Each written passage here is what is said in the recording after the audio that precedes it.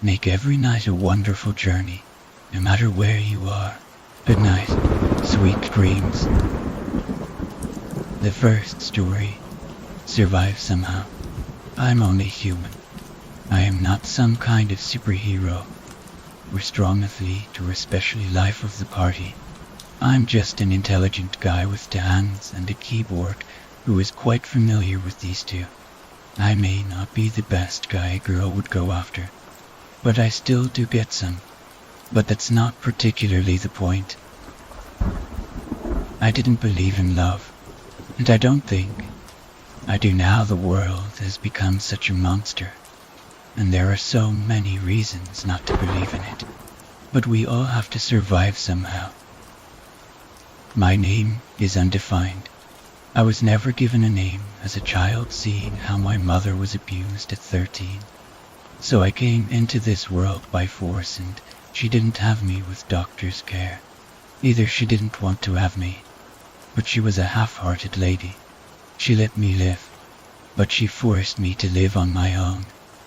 I grew up with little food and little care. I waddled around the streets, and nobody cared to pick me up. Not even the just and kind policemen who I walked directly by without them noticing. Was it because I was small? Or was it because I was made to be the one to not survive somehow? I saved up money year by seeing it on the street.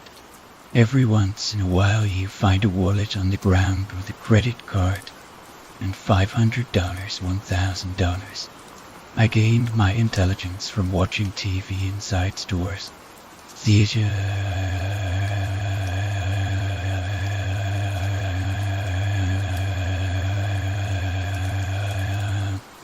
It'd be in high demand. I love to know everything about the world. I'm extremely observant, but yet plan to spend my days inside my little box home. On this old Windows XP, I found laying out wandering around all these years, and luckily finding everything I need to survive is abnormal. Something or somebody is helping me survive somehow. Maybe God is giving me survival somehow. After I got about $1,000, I started school reluctantly. I used forgery to make myself look like I was a completely new 6th grader from Russia coming into the States. Luckily, my school couldn't search into international education records, so I was safe. I was weird to everyone. Almost everyone made fun of how I looked and how smart I was. I always made perfect scores on everything, always making straight A's. On my progress report and report card, they would in normalcy call me harmless, although they did intentionally meant harm me. Names like Nerd, No Name, and Trashcan Boy. I had no idea on earth why they did this, but it didn't mean a single thing to me. I knew I was special. We don't all survive somehow. I may not be the most handsome 6th grade guy, and by all means I have right to my opinion. Therefore I can be judgmental towards other people, supposedly hypocritically, stating someone as ugly as is. Your opinion both about the ugly part and the hypocritical part, seeing how we have a right to judge people and give our opinion, so it's not legitimately hypocritical. I don't want to say an entire graph based on my opinion yet, so I won't hit the enter button just yet, so excuse my opinion. 7/8 of the girls in my grade are not so good looking. That's all I have to say about the subject, because I don't want to anger people. So taking that into consideration, you can either call me a hypocrite, my entire school a hypocrite, or just say everyone is kindly giving us their opinion, seeing how the previous statement was not my general message for this paragraph. I know I'm going to have a lot of errors in the future of this piece. Oh well, I'm sure you're an intelligent enough person to understand this, if you've read this far. School was boring yet somewhat fun at points. I think it was boring because I basically knew everything they taught me, and I was a good test taker. I have a small little box hung behind a McDonald's building I made out of bricks I bought. I guess you could have even called me rich for my age. $870 is what I had in 6th grade, I believe. I had very few friends, and in my opinion, I was quite the comedian. Whoever I was friends with, I made them laugh a lot, and I could always make them smile on their worst days. But I don't even know if I believe it when they say they're sad, because I've been through way worse every day at school. I sit there throughout their so-called sadness, and just long of getting to my desktop computer in that tiny house of mine. I actually learned a lot with that thing. Learned everything about networking, web design, and I'm working on a bit of see this will be useful if someone angers me enough, but I doubt anybody will.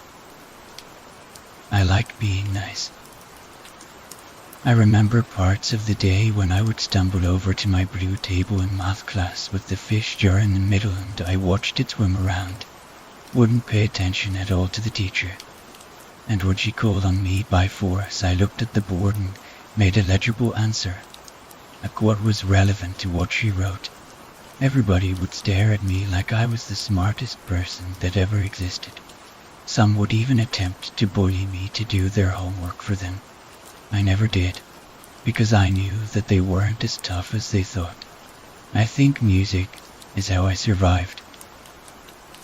I bought myself a little iPod Nano and put songs on it constantly from time to time. I like the main genres, metal and instrumental. Most metal songs have a great message, and instrumental will inspire me every once in a while. It's interesting to see how complex our minds are, receiving ideas via music. It just so abnormally perceives of the science and history of us human. Music may not be yours way of surviving, but we all survive somehow. Enough of my life story. It's time I get to the point.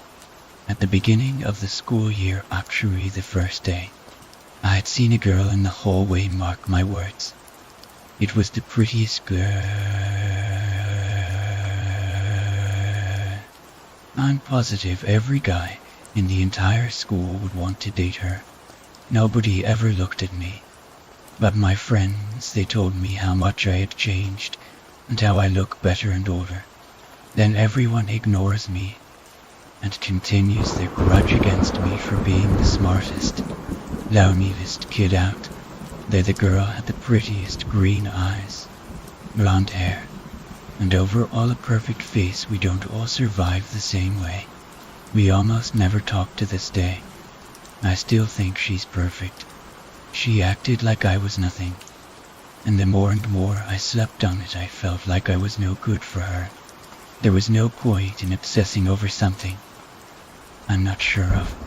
I didn't even know what her personality was like, except for a few things. I don't know if it was because her looks or her personality why she had so many friends, but I knew that I liked her for her looks at the time. We all survived somehow. I soon found out she was in my physical education class. She would always yell a few times, but she was calm. She was really nice from the looks of it. I decided to go after her, and the only thing was that I had to get her to know me. I asked for help from friends, but they weren't my friend. They figuratively killed me about it, teased me, yelled at the girl, and stripped me around her. I decided to lie and say I didn't like her. That was the best lie of my life. I remember one day I was walking to pee, and she came up to me and asked me what my name was. I told her that I didn't have one, huh? No, really, she said. I said I didn't have one, and asked why she wanted to know my name. She said she was going to random people, asking their names. I thought she liked me, of course. My assumption was wrong. I asked her what her name was a week later, from that chronological point, and she said Hannah. I then realized I had no chance for her. Until one day, I made a Facebook account, because I was fascinated in how Mark Zuckerberg created the thing. I looked up everyone I could and added them as my friend. I then saw her name on one of my friends' account. She recognized me as a stranger when I commented on the status she posted. Because I had a misleading name, she said I was pretty cool. And then I said my name. She said, "OH, I shall add you." This began the friendship. We talked and talked. We had a lot in common, and we slowly became the best of friends. At this point, I knew I wanted to go out with her. I knew she had a boyfriend though, so I waited it out. After a few days, I heard they broke up, but they were still in love. I told her I liked her the night they broke up. I asked her out. She said no because she still missed her ex-boyfriend. Life suddenly became drowning in hell. I spent nights up crying for her, pounding my fists against the walls in anger and grief. I just closed my eyes and died. I have this empty feeling that rings my ears and puts me in a mental coma. I do anything for her. So here I am, as I write this outside her house. Just remember, these people you call stalkers might have sold their souls to love as well. The second story, Fortuna, Bendigo, the villa, eerie voices and strange sightings. Even the army avoids it at night. When the sun shines on the exquisite gardens and tranquil lakes surrounding a catching Fortuna villa on Bendigo's New Chum Reef, eerie stories about ghosts seem far-fetched. Yet, according to chilling official reports by the Army Survey Regiment, which has been stationed here for 43 years, Fortuna is indeed haunted. Formerly the home of Australia's quartz king, George Lancel, the man credited with introducing deep tunnel mining. The grand ballrooms now house scientific equipment and busy army personnel. But tour the 1860s mansion, and he won't find a bed, for no one sleeps here at night. Today at Fortuna, when soldiers talk of George, they are referring to the ghost of George Lancel, who, if you believe the evidence, still regularly stalks the corridors and balconies. Then there is the female voice, supposedly that of George Lancel's first wife, Bedelia, who died under uncertain circumstances in the 1880s. The voice, which seemingly comes from no visible body, has had tough men shaking in their army boots. There have been too many incidents to dismiss it, said the regiment's commanding officer, Lieutenant Colonel Don Swiney, in his office, which was once George Lancel's bedroom. In the cold, hard light of day we can sit in this office and laugh about it. But I would suggest to you that at midnight perhaps you wouldn't be laughing. It's got to the stage where the duty officers will no longer sleep in the main building. Don Swiney says that the voice of the woman is generally heard in or around a room of the main corridor where the duty officers used to be stationed. There was one fellow who wouldn't sleep there unless he had his dog, a Doberman, with him, and at the same time every night that dog would go berserk. In a particular corner, there were sudden, unexplained and profound drops in temperature, and then the temperature would rise again. Doors opened when they should have been locked. I mean, the door would be physically locked and you would turn back and it would be open. Many have experienced it. Documented Fortuna's haunting are the following reports, just some of those recorded by the Army. Captain J. Lur, February 1973, whilst on picket duty. At about 450 hours, I crossed the road in front of the new barrack block to go down the stairs leading to the path around the lake. Out of the corner of my eye, Just as I mounted the gutter on the lake side of the road, I noticed an object standing by the double doors of the kitchen. I stopped and took another look, because usually there is nothing in that position. I saw an apparition which was like a shroud hovering by the door and moving slowly from side to side. The form was about 1.8 meters tall. Brickwork could be seen through it. The apparition was moving very slowly and moved through the outer door of the kitchen and stopped by the inner door. The top half of it could be seen. It stayed there for some time and then turned around and returned to its original position. Once again it rotated slowly from left to right and then suddenly stopped. I got the impression that it had suddenly sensed my presence. It then moved about 6 meters to the east, which, due to the building corner between us, put it out of my view. I moved back to the center of the road to a position where I could see the apparition beneath the window of the kitchen. It was still moving slowly from left to right. Once again, it stopped as if again it had seen me. It then moved back to its original position and disappeared. The whole sighting lasted for a couple of minutes. Sergeant, 1982.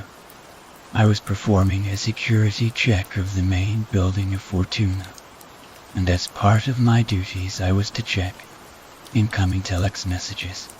I checked the door to the telex room and found it to be locked as would be expected.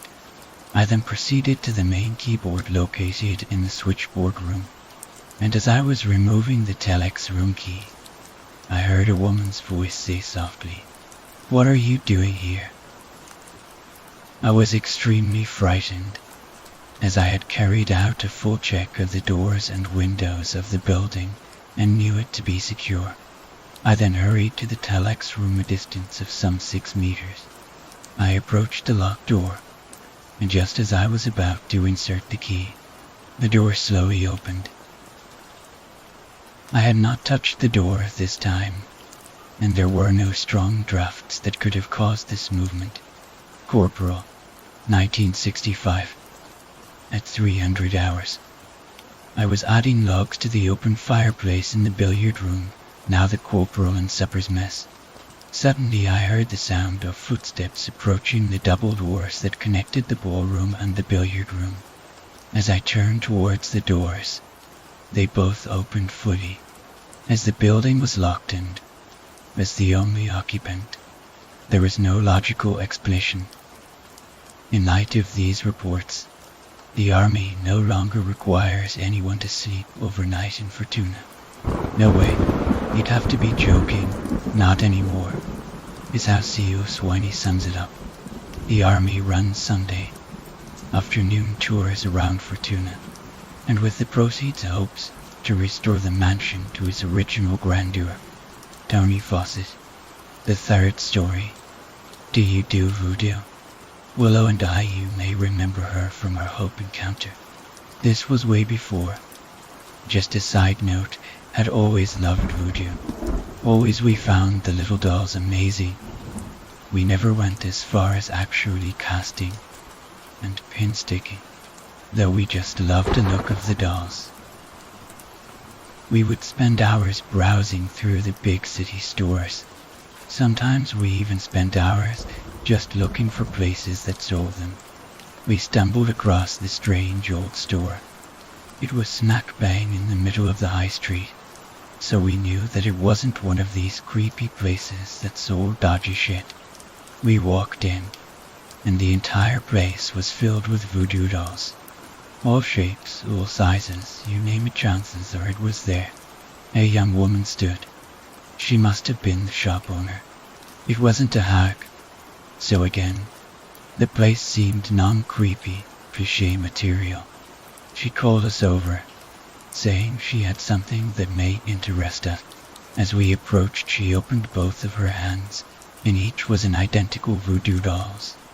Black, little red hearts sewn onto their chest. Each had one buttoned eye, the other stitched shut.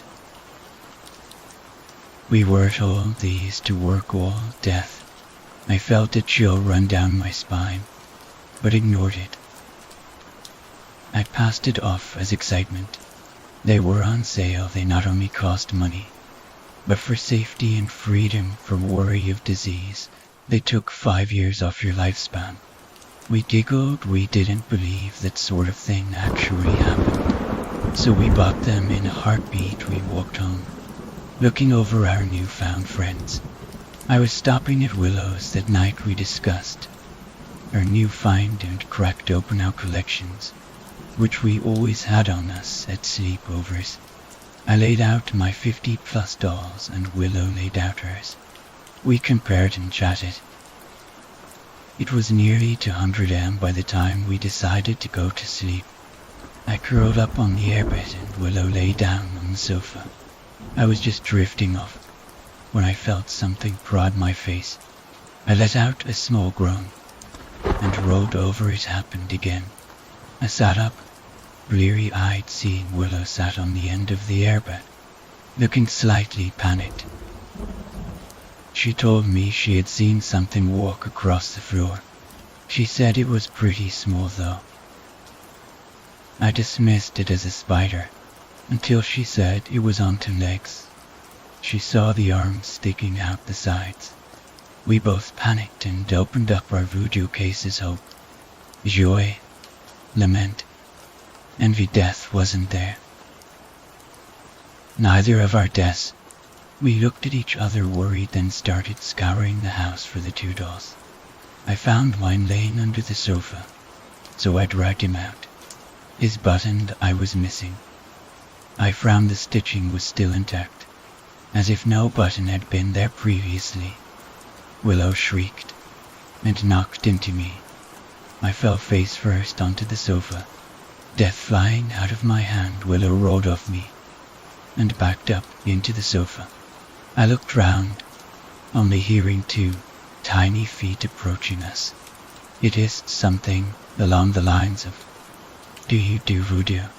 5 years is due." I look at Willow, then back to where the noise came from. I felt something tap my shoulder. I didn't turn to look, just grabbed it and threw it forward. My death flew, setting fire as he landed. The house caught on fire. My breath caught in my throat. Willow stood and tried to open the back door. Locked. The key was gone. It had always been the door. It was stuck in the door. I ramped beside her and dragged her away. Just as the doorway caught daylight, the fire alarm blazed. We were here alone. We fell right by the front door. My face had hit paper. Willow pulled it out from under me and gasped. She stuffed it back in my face. I flailed my arms before pulling it away and taking a look. The headline was titled, "The Girls Die in Bus Crash." I read down and saw our names, but the date was 5 years in the future. How? The newspaper caught a light. I threw it down over the 2 deaths that were waddling towards us. Willow started kicking at the door. I joined in, kick after kick, but it wouldn't budge. Willow shrieked as one of the deaths latched onto her leg. She shook it off before throwing one more mighty kick at the door. It flew away in splinters. We out as fast as we could and ran. Looking back, as the deaths jumped out, they burned up. We did some research on it later. Turns out when death tried to claim you, if you escape the boundaries it sets itself. It has to let you live and die itself for letting you get away.